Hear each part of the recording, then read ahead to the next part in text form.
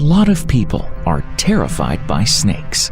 This is a serious issue that even has a scientific term: herpetophobia. Many people cannot stand the image of a snake and get severely traumatized when meeting even a harmless snake in the forest. It's hard to imagine what a person with such a phobia could feel when seeing a huge snake that can swallow a crocodile whole. And this is not a fairy tale character or a sketch from a horror movie. This monster really lived on our planet. Scientists discovered its remains quite recently, in 2009. Or maybe it still lives somewhere. Meet the Titanoboa, the largest and most terrible snake of all time. Now you'll get the answers to all your questions. How huge was it compared to the dinosaurs? How strong was it? Who could it kill? Why might Titanoboa reappear? And many other interesting facts.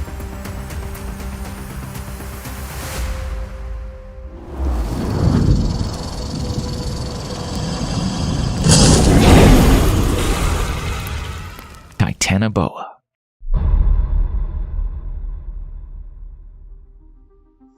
These were quite routine excavations conducted during the expedition of an international research group.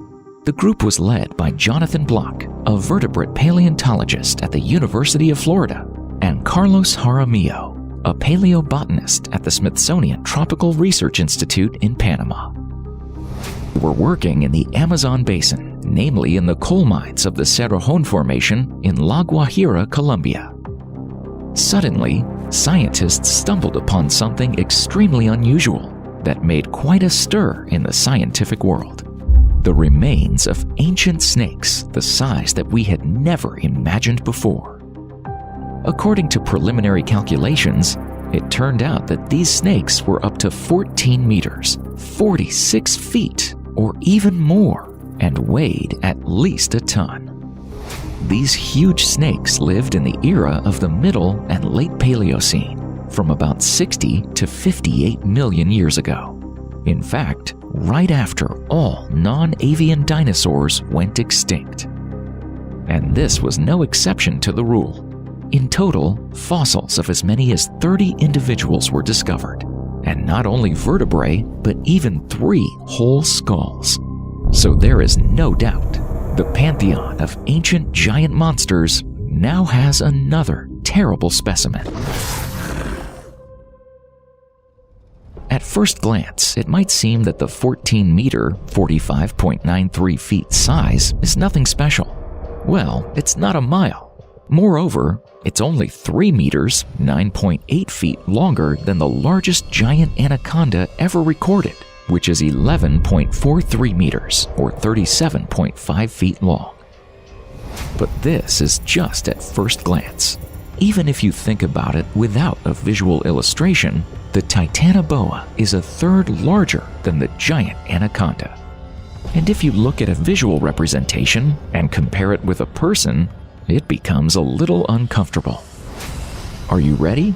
Here is a sketchy and rather bland infographic. Here's a Titanoboa from above. It's already quite impressive how small the human figure looks. But enthusiasts have taken the trouble to recreate a full-sized Titanoboa in all its glory and dimensions. One of the most famous reconstructions is at the Smithsonian Institution exhibition. Here it is. As you can see, nothing special, just a huge snake eating a crocodile. And this is not an artist's fantasy. Researchers have found plenty of fossilized skeleton parts in the Amazon basin, and they are amazing. The only thing is, we can't say anything for sure about the color. Most likely, Titanoboa had camouflage coloring, like in the modern python. A dark green shade of scales and dark annular spots throughout the body. But there's no need to guess about the sizes. Here is another comparison. Left, Titanoboa vertebrae. What's on the right? What do you think? A vertebrae of a grass snake or a common viper? Well, far from it. This is the vertebrae of an anaconda, the largest living snake. Although dinosaurs were already extinct by that time, It would be interesting to imagine how the Titanoboa would coexist with other gigantic reptiles. Let's take one of the most recognizable and also the largest dinosaurs, the Diplodocus. According to some estimates, these monsters reached an average of 27 meters and up to 35 meters, 88.58 to 114.83 feet from the tip of the muzzle to the tip of the tail. That is, as we can see, the Titanoboa's length barely reached half of the average Diplodocus. However, their weight differed dramatically. Based on various estimates, Diplodocus weighed from 20 to 80 tons. With a mass of up to 1 ton, Titanoboa certainly could not compete with such a monster. To the Diplodocus, the Titanoboa was nothing more than a pipsqueak scurrying around and always getting in the way. Although, in all fairness, we should mention that the snake was still very formidable and probably reached a meter at its thickest. At most, Diplodocus probably could stumble on it. For smaller animals, on the other hand, Titanoboa would certainly mean trouble if they had the great misfortune to meet one. Looking at the reconstruction, it seems that this monster could swallow not only a crocodile, but a whole rhino. But was it really so?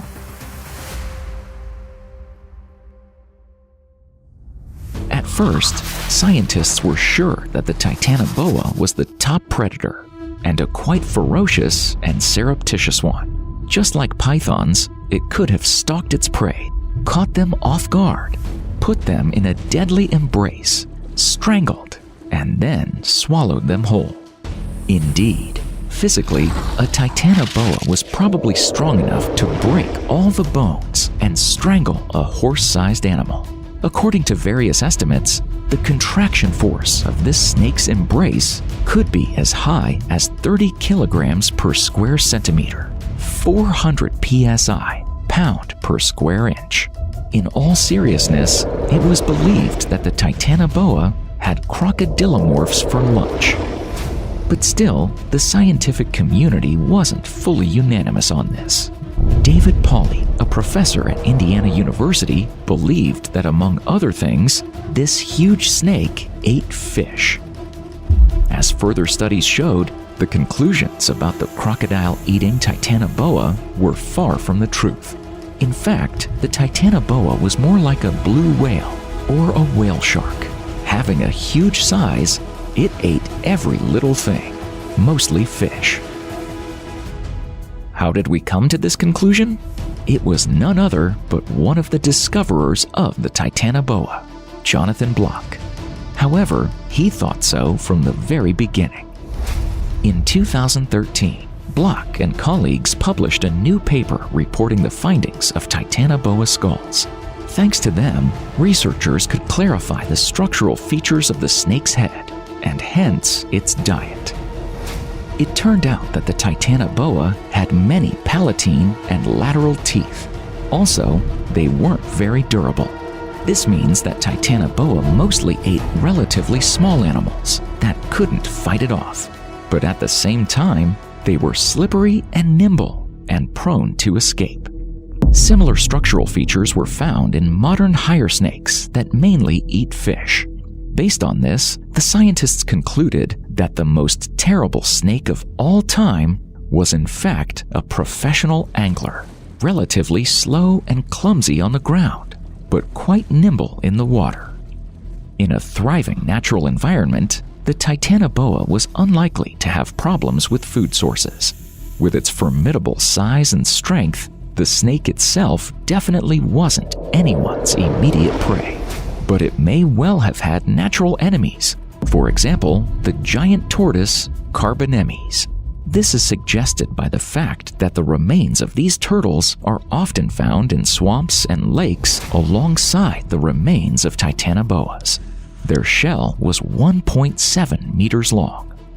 They certainly didn't hunt each other, but they probably fought for food from time to time because Carbonemys ate the same fish and even hunted the same way, using a disguise.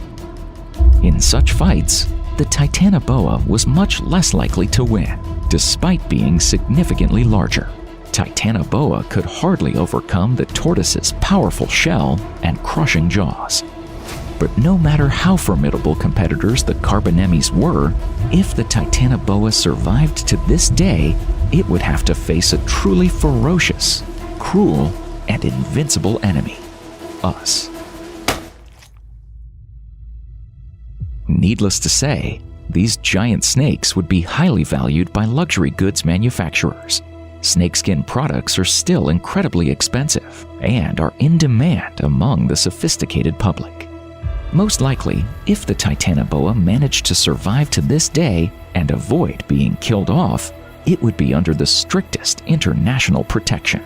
And due to its extreme vulnerability, it would be an exceptionally rare species on the verge of extinction. On the other hand, the habitat itself would be quite favorable because the Titanoboa wouldn't intersect too much with people. With all its large and small bodies of water, the Amazon basin is one of the most inaccessible places on the planet. Until now, more and more new animal species are being discovered there, which we couldn't even imagine before. So maybe the Titanoboa still exists. We just haven't found it. Unfortunately, no. Such a large biological species would undoubtedly leave some traces. And over so many years of observing the area, we would have found at least the indirect signs. But we only find fossilized remains that are tens of millions of years old. But no one says such monsters wouldn't appear in the future. Are you saying it's impossible? Well, it would certainly seem so. Why on earth would they reappear? But in fact, this is where it gets interesting. To understand why such monsters might appear in the future, we need to look into the past, specifically at the conditions that made their emergence possible. To begin with, let's remember that giants were thriving in those days, from giant ferns to giant dragonflies, not to mention very diverse dinosaur species. Of course, we have huge whales, elephants, and sequoias now. But let's be honest, there are very, very few real giants. This is not even close to the number of monstrous giants who roamed the earth for millions of years. But why was it so? And where did they all go? For the most part, the gigantism of certain species was caused by different factors.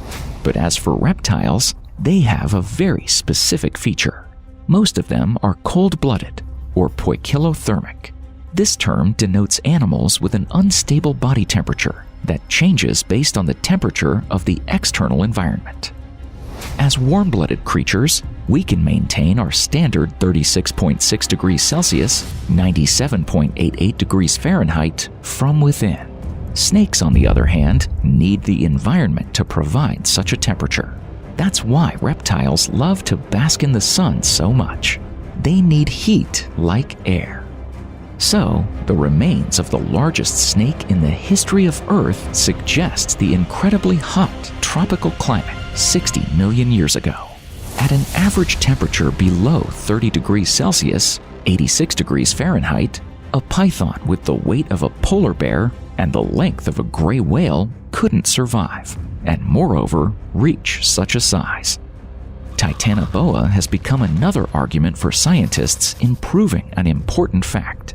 58 to 60 million years ago, the average annual temperature in the tropics was probably 30 to 34 degrees Celsius, 86 to 93.2 degrees Fahrenheit. Why is that? The enzymes involved in the metabolism of almost every terrestrial organism work best at temperatures between 35 and 40 degrees Celsius, 95 to 104 degrees Fahrenheit. Naturally, the body often spends some extra energy on warming up. This means that the size of the cold-blooded creatures correlates with the average annual temperature.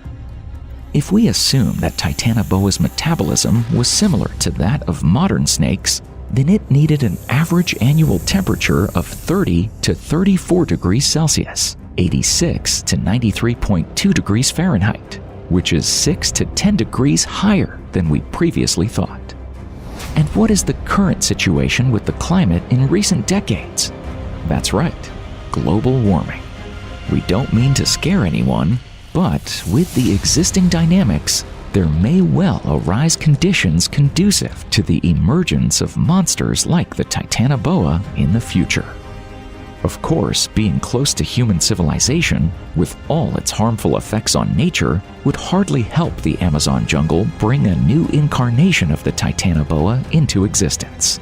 But still, according to many paleoclimatologists, the planet will witness very interesting speciation in the future.